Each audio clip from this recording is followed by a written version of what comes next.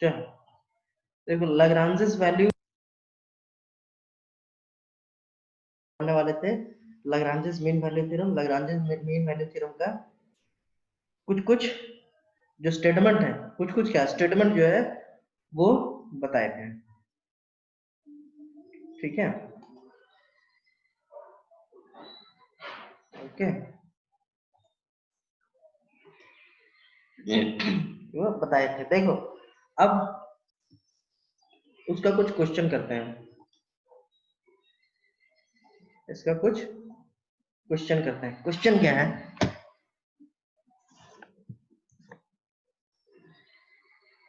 Question क्या है, ठीक। देखो पहला question, verify Lagrange's mean value theorem of the function fx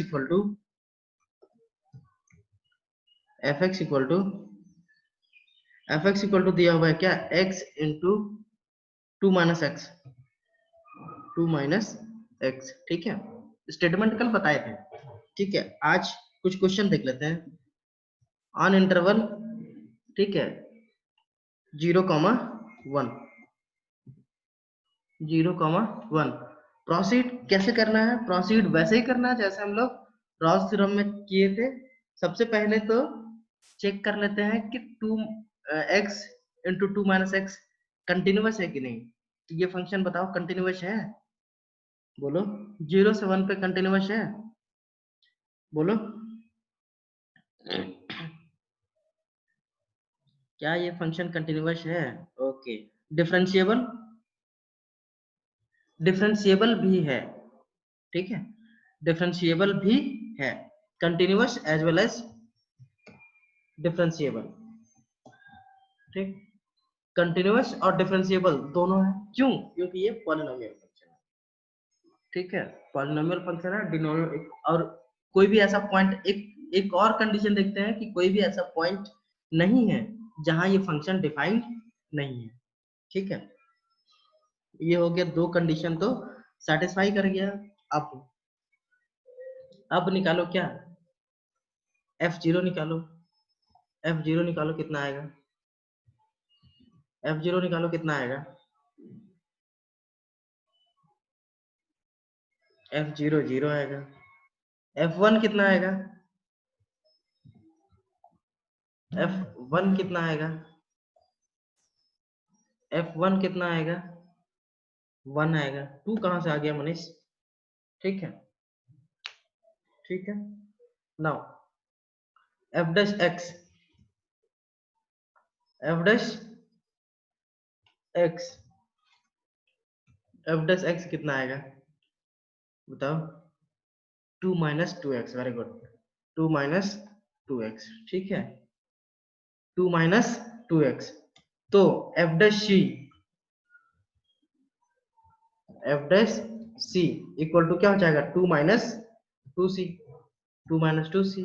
और f dash c equal to एक फार्मूला भी हम लोग पढ़े थे जो तीसरा कंडीशन था। f dash c equal to क्या था, क्या बताए थे बताओ, f dash c equal to क्या बताए थे, f dash c equal to बताए थे F B minus F A divided by B minus A, divided by B minus ए, ठीक। अब F dash C equal to हम लोग निकालना है क्या, 2 - 2c equal to f B हम लोग भी निकालना है कितना है, 1, 1 माइनस एफ ए 0, ठीक है, डिवाइडेड बाई बी 1 माइनस 0, ठीक है। क्या हो जाएगा यहाँ से, 2 - 2c equal to 2 - 2c equal to क्या, 1।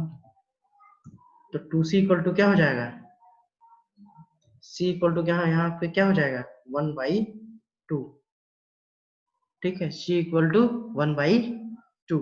और 1/2 जो है वो लाइज कर रहा है किसमें, लाइज इन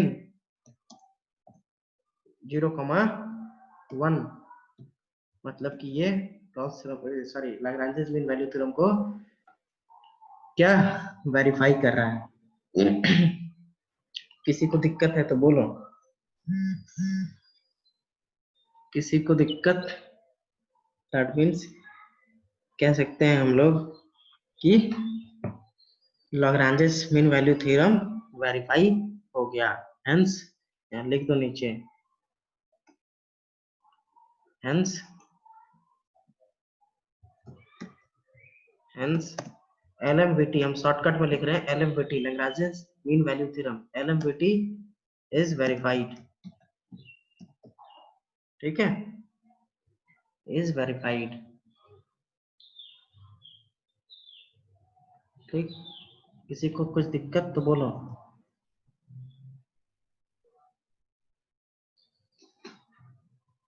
किसी को कुछ दिक्कत? नेक्स्ट क्वेश्चन, चलो मैं नेक्स्ट क्वेश्चन दिख रहा हूँ। ठीक है, नेक्स्ट क्वेश्चन देखो, ध्यान दो। नेक्स्ट क्वेश्चन है f(x)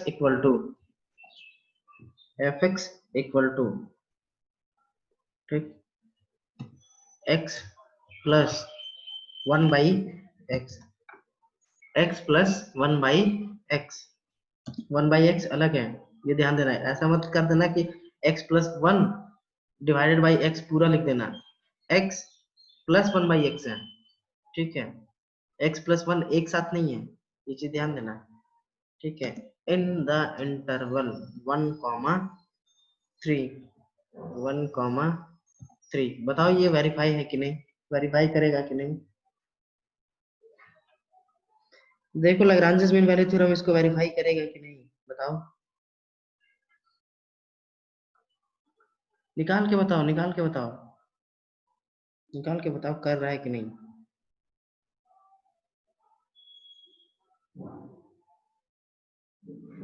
ट्राई करो। f(x) इक्वल टू क्या हो जाएगा,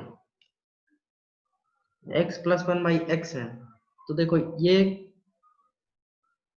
x 1/x, x तो लीनियर है, कंटिन्यूअस, 1/x हाइपरबोलिक फंक्शन है, ये भी कंटिन्यूअस।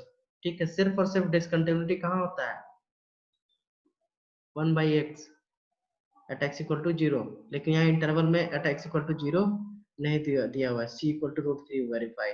ठीक है, वेरी गुड, √3 आ गया, वेरी बहुत बढ़िया। तो ये फंक्शन हमारा क्या है, कॉन्टिन्यूअस भी है और डिफरेंशिएबल भी है। ठीक है, कॉन्टिन्यूअस भी है और डिफरेंशिएबल है, किस में, 1,3 पे। ठीक है, अभी सेम क्वेश्चन भी देंगे जहां पे ये function Lagrange mean value theorem या लैग्रेंज मीन वैल्यू थ्योरम को सेटिस्फाई नहीं करेगा, अभी हम देंगे ये क्वेश्चन। ठीक है, ये क्वेश्चन हम देंगे अभी। ठीक है, सेम क्वेश्चन रॉस थ्योरम में देंगे। ओके, कंटिन्यूअस और डिफरेंशिएबल भी है। F dash x, f dash x equal to क्या हो जाएगा, 1 माइनस 1/x²। ठीक है, 1 माइनस 1/x²। ठीक है, तो एफ डस सी क्या हो जाएगा, एफ डस सी हो जाएगा 1 माइनस 1/c²। ठीक है, 1/c²। ओके, और F dash C equal to हम लोग जानते हैं स्टेटमेंट से, F dash C equal to हम लोग स्टेटमेंट से जानते हैं क्या, F B minus F A divided by क्या, B minus A. F B और एफ ए का वैल्यू निकाल के बताओ कितना होगा, F B minus F A divided by B minus ए। ठीक है, ठीक है, तो एफ बी आ जाएगा तुम्हारा 1+1, तो हाँ 1 और 10/3। ठीक है, 1 और नहीं, 1 नहीं आएगा यार, 2 आएगा, 2 आएगा, 2 और 10/3 आएगा, 3 प्लस 1/3, 2 और 1/3 आएगा। हाँ, 2 और 1/3 आएगा। तो 1 minus 1/c² equal to 10/3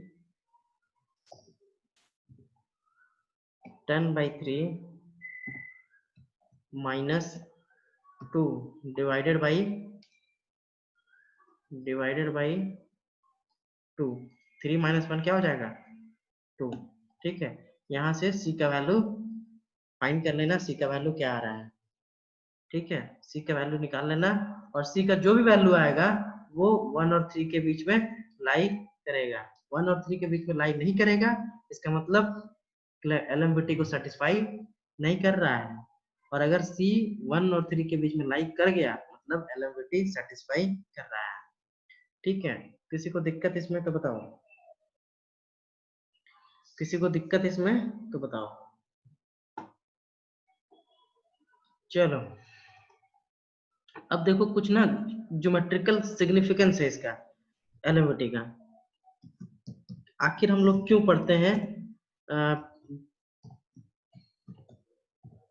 LMVT या रॉल्स थ्योरम क्यों पढ़ते हैं? तो बताए थे कि ये पता करने के लिए कि कोई भी पॉइंट जो है कर्व का, वो LMVT को रॉल्स थ्योरम को सेटिस्फाई कर रहा है, तो वो क्या होगा? कोई एक ऐसा पॉइंट होगा जहां पे उसका स्लोप 0 होगा।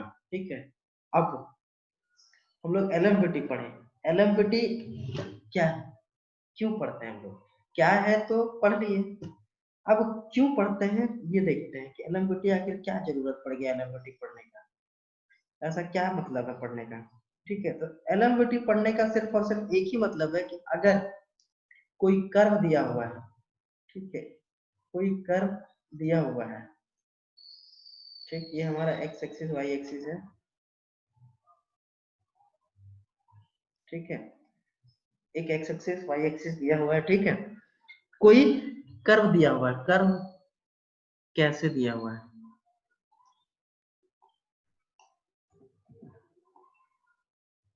ये कर्व दिया हुआ है हमारा, ठीक है, ये कर्व दिया हुआ है। ठीक, 2 पॉइंट लेते हैं कर्व का। ठीक, ये पॉइंट हो गया। ठीक है, ओके, और यहाँ से एक लाइन परपेंडिकुलर ड्रॉ कर दो एक्स एक्सिस पे, और यहाँ से लाइन ड्रॉ कर दो परपेंडिकुलर।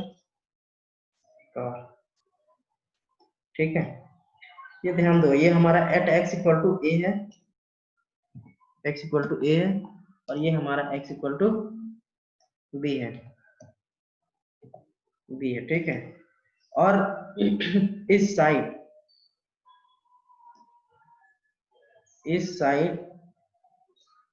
हमारा ये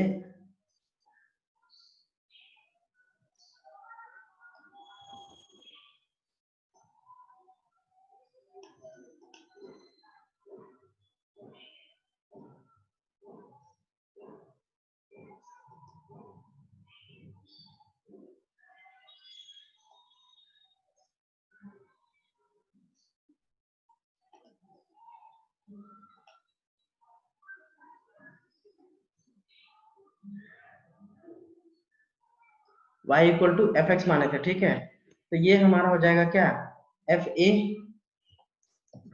एफ ए, और ये वाला पॉइंट हो जाएगा हमारा क्या, एफ बी।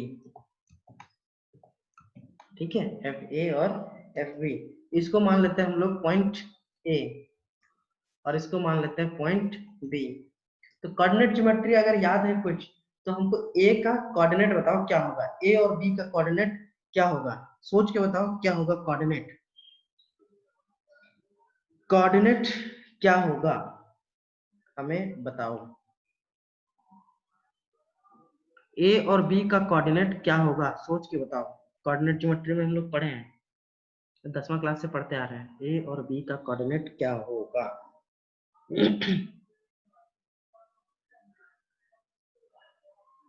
बताओ।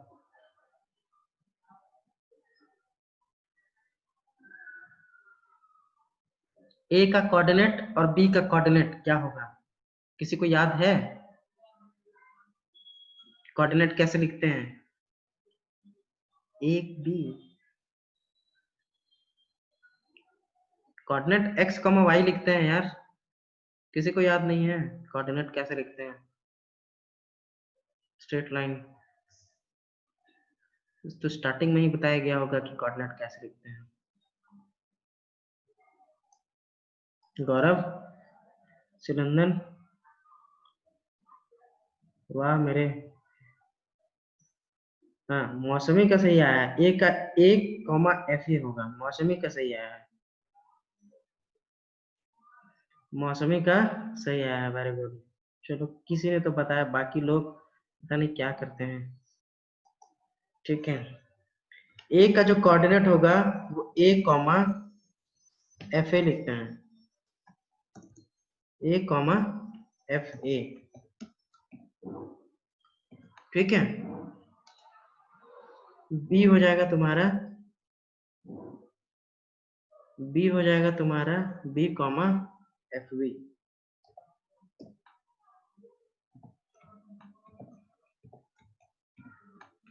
बी कॉमा एफ बी, ठीक है। कोऑर्डिनेट जब भी लिखते हैं तो एक्स कोऑर्डिनेट वो होता है जो ओरिजिन से या वाई एक्सिस से एक्स डिस्टेंस पे हो, उसे एक्स कोऑर्डिनेट लिखते हैं। और वाई कोऑर्डिनेट वो वैल्यू होता है उस पॉइंट का डिस्टेंस फ्रॉम एक्स एक्सिस। तो देखो, ए का एक्स एक्सिस से डिस्टेंस एफ ए है और ए का वाई एक्सिस से डिस्टेंस ए है। तो एक्स कोऑर्डिनेट ए हो गया और वाई कोऑर्डिनेट एफ ए हो गया। ऐसा हम लोग पढ़ते हैं, ठीक है, 11th क्लास में। याद नहीं है, तुम लोग मक्कार हो तो क्या कर सकते, ठीक है। चलो, अब लैग्रांजेस मीन वैल्यू थ्योरम कहता है कि f dash C equal to, अगर कोई फंक्शन कंटिन्यूअस और डिफरेंशिएबल है तो देखो ये फंक्शन जो है ना कंटिन्यूअस है, ग्राफ जो बनाया है ए से बी तक कंटिन्यूअस भी है और डिफरेंशिएबल भी है, ठीक है। ठीक है, हम ये अज्यूम किए हैं कि ऐसा एक ग्राफ है जो एक कंटिन्यूअस फंक्शन है और डिफरेंशिएबल भी है। तब एफ डैश सी जो होता है वो अभी जस्ट बताएं, एफ डैश सी जो होता है वो इक्वल टू होता है, वो इक्वल टू होता है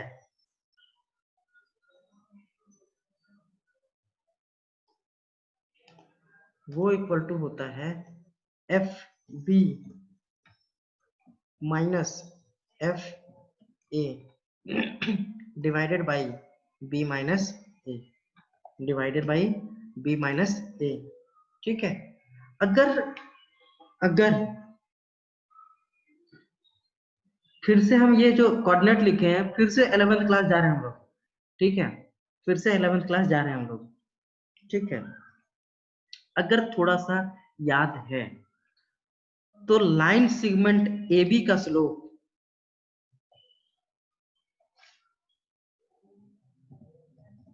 लाइन सेगमेंट ए बी का स्लोप मतलब slope of a b equal to क्या होगा? देख के बताओ, देख के बताओ क्या होगा। रोशन सोच के बताओ, ऐसे फर्जी में नहीं, सोच के बताओ। स्लोप ऑफ ए बी क्या होगा? स्लोप ऑफ ए बी क्या होगा? If two points given, that is x1 comma y1 and x2 comma y2, sorry x2 comma y2, एक लाइन सेगमेंट दिया हुआ है जिसका दो पॉइंट है, पॉइंट ए जहां पे x1 y1 है, पॉइंट बी x2 y2 है, उसका स्लोप क्या होगा?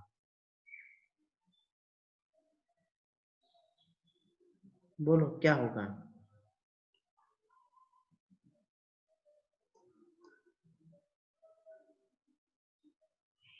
मौसमी बताओ। F A minus F B divide by A minus B, very good, बहुत बढ़िया। F B minus F A divide by B minus A, यही होगा क्या? सेम चीज होगा, ठीक है, सेम चीज होगा, कोई दिक्कत नहीं। एफ ए माइनस एफ बी लिखो या f B minus F a लिखो, कोई दिक्कत नहीं। F B minus F a लिखेंगे तो नीचे में बी माइनस ए होगा, और F A minus F b लिखेंगे तो डिनोमिनेटर में ए माइनस बी होगा, कोई दिक्कत नहीं, ठीक है। क्योंकि नेगेटिव साइन दोनों तरफ से आ जाएगा, ठीक है। तो ये सेम चीज हो जाएगा, slope of a b. That means, मेरे कहने का मतलब ये है कि लैग्रांजेस मीन वैल्यू थ्योरम बताता है कि अगर कोई कोड दिया हुआ है या कोई कर्व दिया हुआ है, उस कर्व का अगर हम कोड बनाएंगे उस पॉइंट पे, तो वो हमारा उस कोड का स्लोप बताएगा, उस कोड का स्लोप बताएगा। मेरे कहने का मतलब यही था कि अगर कोई फंक्शन दिया हुआ है fx या कोई कर्व दिया हुआ है fx, और ये ab जो है हम ड्रॉ किए हैं, एक स्ट्रेट लाइन ड्रॉ किए हैं, ठीक है, तो वो क्या होगा, एक स्लोप बताएगा। और वहीं पे एक पॉइंट c ऐसा आएगा, ठीक है, एक पॉइंट c ऐसा आएगा इसके बीच में, जो किसके बराबर होगा, उसका स्लोप बराबर होगा ए कॉमा सॉरी ए बी के।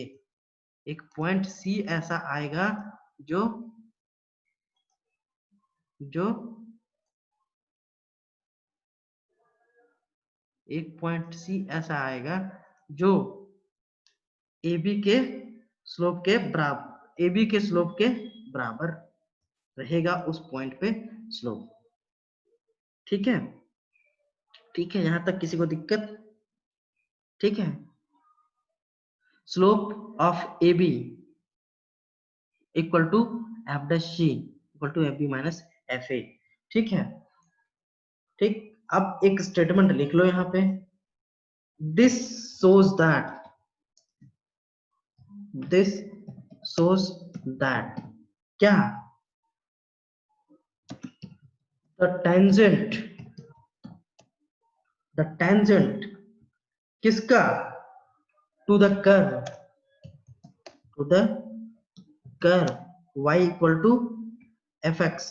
ये जो हम लोग माने हैं अभी कर्व जो है वो y इक्वल टू fx है, ठीक है, यही हम लोग अज्यूम किए थे, to the curve y equal to fx at कहाँ, एट द पॉइंट कहाँ, C पे, एट द पॉइंट C, ठीक, इज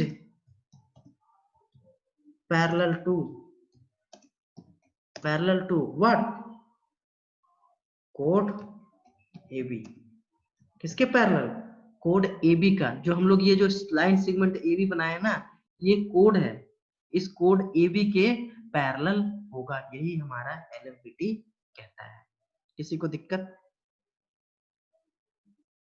किसी को दिक्कत, बोलो, किसी को दिक्कत, बोलो,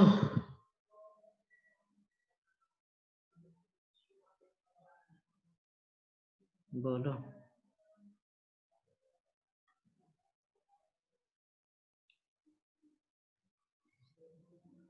एक बार और किसी को एक बार और किसको किसको चाहिए एक बार और, बताओ, और किसी को नहीं, और किसी को नहीं, डरो नहीं यार, वंस मोर, वाओ। और देखो ध्यान से सुनो, देखो देखो इधर देखो, एक ध्यान से सुनो, मौसम में ध्यान से सुनो, एक कर्व अज्यूम किए हम लोग y equal to f x, ठीक है, ये जो कर्व है हमारा, ये जो कर्व है हमारा, ये है हमारा क्या, y equal to f x.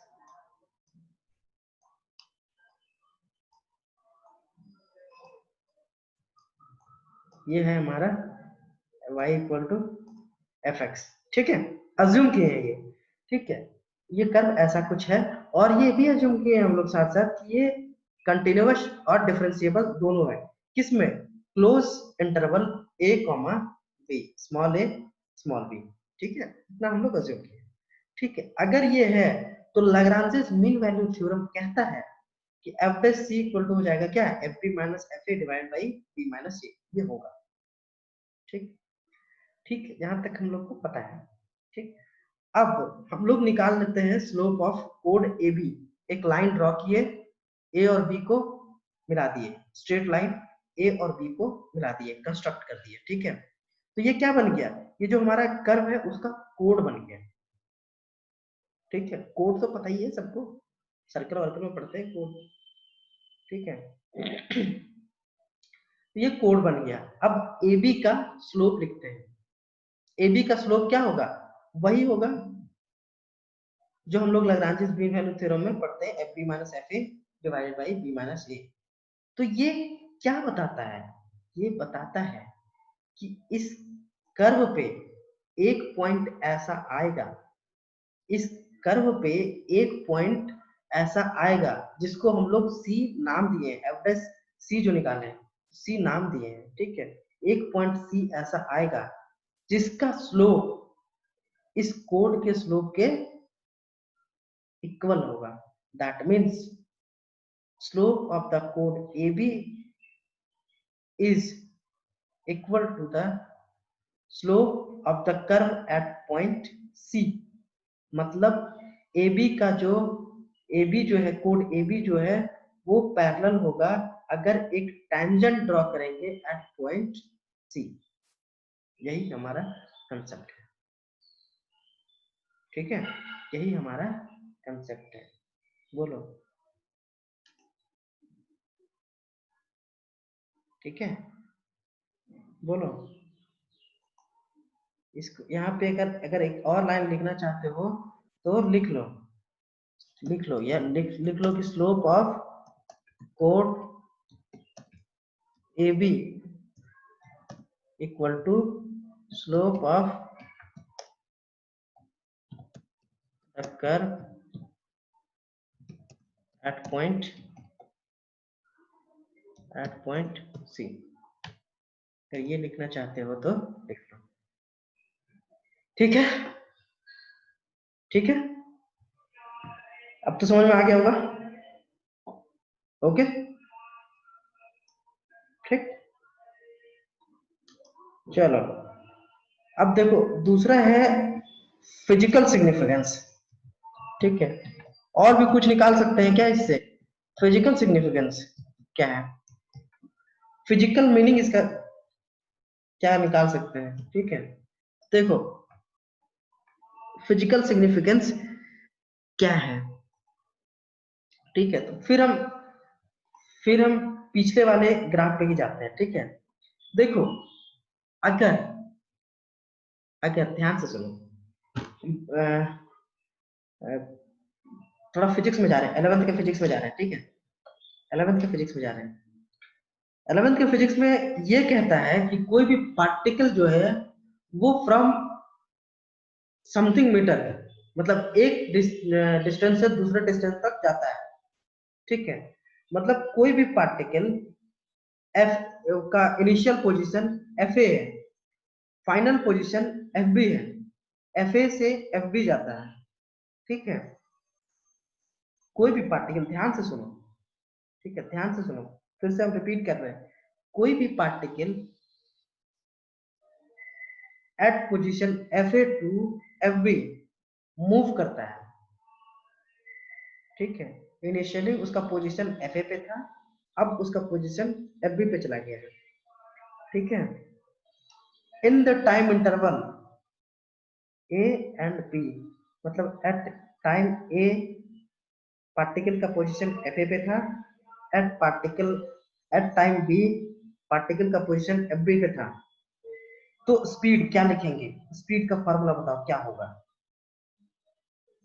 Average speed क्या होगा, बताओ बताओ, एवरेज स्पीड क्या होगा।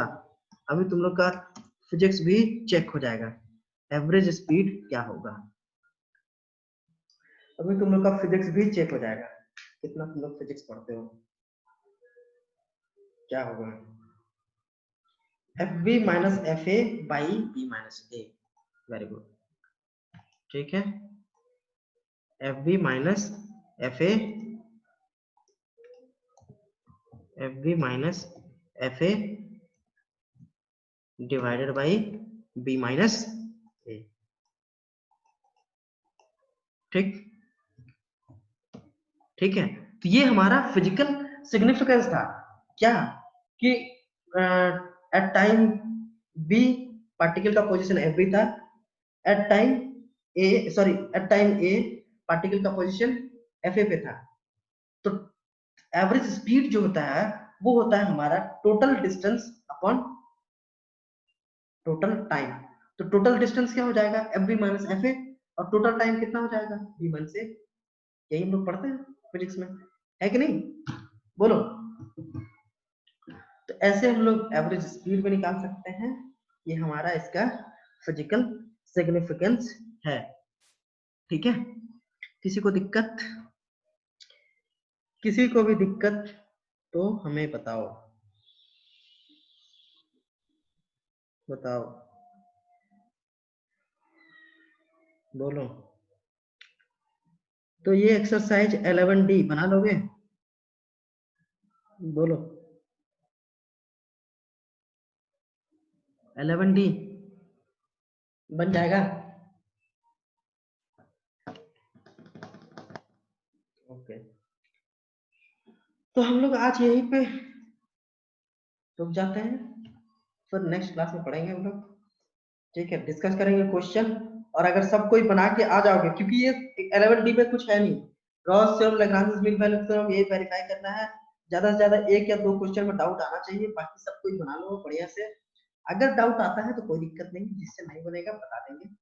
ठीक है, उसके बाद हम लोग पढ़ेंगे मैक्सिमा और मिनिमा। ये भी बहुत इंपॉर्टेंट टॉपिक है, मैक्सिमा और मिनिमा निकालना। ठीक है, तो हम लोग मैक्सिमा और मिनिमा पढ़ेंगे इसके बाद। ओके, इसके बाद हम लोग मैक्सिमा और मिनिमा पढ़ेंगे। मैक्सिमा मिनिमा खत्म हो जाएगा, फिर आगे सोचेंगे हम लोग को पढ़ना क्या है। ठीक है, अभी फिलहाल एक मैक्सिमा मिनिमा खत्म कर लेते हैं। ठीक है, मैक्सिमा मिनिमा में टाइम लगेगा, एक दो दिन, 2-3 दिन तो लग ही जाएगा मैक्सिमा मिनिमा में। ठीक है, तो उसके बाद फिर सोचा जाएगा क्या पढ़ते हैं आगे। ठीक है, ओके। अभी एप्लीकेशन ऑफ डेरिवेटिव चलेगा। ठीक है, फिर तो यहीं पे हम लोग खत्म करते हैं। ओके।